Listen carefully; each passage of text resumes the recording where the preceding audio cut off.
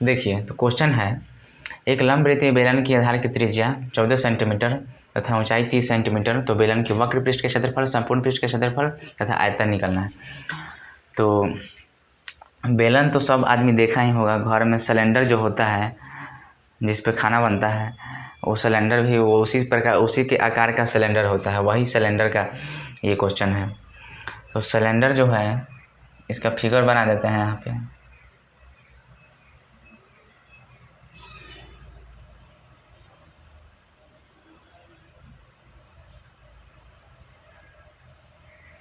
ये जो है आपका रेडियस हो गया और ये जो है आपका हाइट हो गया।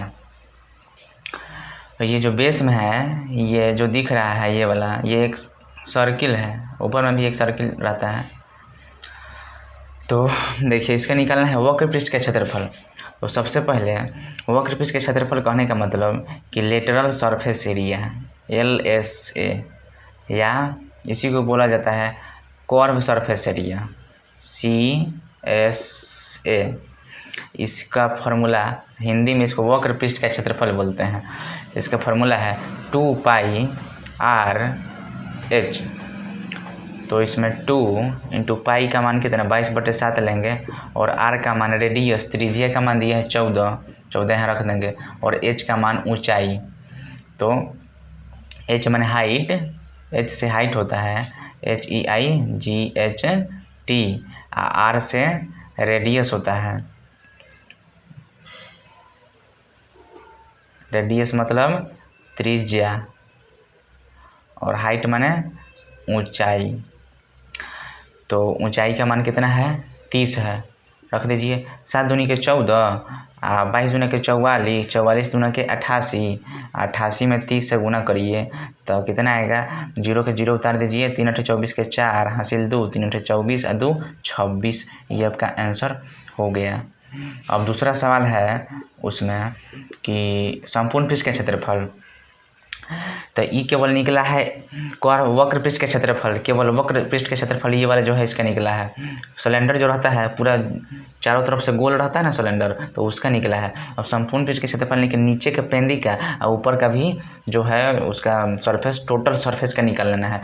तो उसका है formula total surface area, T से टोटल सरफेस एरिया, यानी कि टोटल में पूरा, संपूर्ण सरफेस माने पृष्ठ, एरिया माने क्षेत्रफल, संपूर्ण पृष्ठ के क्षेत्रफल, total surface area equal to formula है 2πr/h। तो उसमें भी ये वाला कर्व सरफेस एरिया तो होगा ही, और प्लस में ये जो नीचे के पेंदी है और ऊपर में वो है, तो दोनों वृत्त है, तो दोनों एक वृत्त के क्षेत्रफल कितना होता है πr², तो दो वृत्त के क्षेत्रफल कितना होगा 2πr²। तो ये फार्मूला को थोड़ा सा ये कॉमन लेने पर 2πr कॉमन ले लिया जाएगा दोनों में से, तो यहाँ क्या बचेगा 2πr कॉमन ले लिए, तो यहाँ पे बचेगा h प्लस r हो जाएगा। यानी कि फार्मूला ये समझने के लिए था, लेकिन ये आपको और रटने वाला विद्यार्थी जो होगा तो ये रट लेगा इसको 2πr × r + h + r, नहीं तो समझने वाला विद्यार्थी होगा इसको समझ लेगा कि संपूर्ण पृष्ठ के क्षेत्रफल इतना कैसे आता है। उसके बाद अब इसमें मान भर दीजिए, 2 × पाई का मान 22/7 भरिए, r का मान त्रिज्या का मान कितना है वहाँ 14 है, फिर अंदर में हाइट का मान 30 है, ऊंचाई का मान रेडियस का मान फिर 14। उसके बाद देखिए इस 7 दूनी के 14 कट गया, उसके बाद 22 दूनी 44 दूना 88 हो गया, गुना 14 और 30 जोड़ेंगे तो कितना 44 आएगा। तो 88 में 44 से गुना करने पर इतना आएगा, कितना 3872 सेंटीमीटर स्क्वायर। क्षेत्रफल निकाला जाता है तो उसका यूनिट लगाया जाता है सेंटीमीटर, मतलब सेंटीमीटर में ये था तो स्क्वायर लगेगा। और फिर आयतन निकालना है तीसरा क्वेश्चन में। तो वॉल्यूम होता है, वॉल्यूम को भी से डिनोट करते हैं, वॉल्यूम माने आयतन। तो आयतन का इसका फार्मूला है πr²h। पाई का मान 22/7 रख दिया जाएगा, r का मान दिया हुआ है कितना, रेडियस का मान 14, स्क्वायर है तो 2 बार लिखना पड़ेगा, और हाइट माने ऊंचाई का मान 30। अब 7 दूना के 14 हो गया, 22 दूना 44, इधर 14 तिया 42, उस पर एगो 0 आ जाएगा। अब 44 में 42 से गुना करने पर कितना आ रहा है 1848। ये 0 है, इस पर लगा दिया जाएगा। ये सेंटीमीटर क्यूब, आयतन का निकालने के बाद क्यूब लगाया जाता है, तो सेंटीमीटर क्यूब ये आंसर हो गया। क्वेश्चन है, एक समबेलन का वक्र पृष्ठ का क्षेत्रफल 1056 सेंटीमीटर स्क्वायर और आधार का व्यास 28 सेंटीमीटर है, तो बेलन की ऊंचाई। तो समबेलन का वक्र पृष्ठ दिया है, यानी कि वक्र पृष्ठ देने का मतलब कि कर्व सरफेस एरिया CSA दिया हुआ है कितना, 1056 सेंटीमीटर स्क्वायर।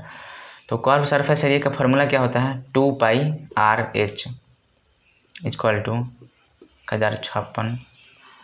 अब 2 इंटू पाई का मान 22/7, R का मान इसमें नहीं दिया है, आधार का व्यास दिया है, व्यास दिया है, इसका मतलब कि D का मान दे दिया है, D बराबर 28, तो R यहाँ से निकल जाएगा, R बराबर D/2, तो 28/2 यानी कि 14 cm होगा रेडियस का मान 14।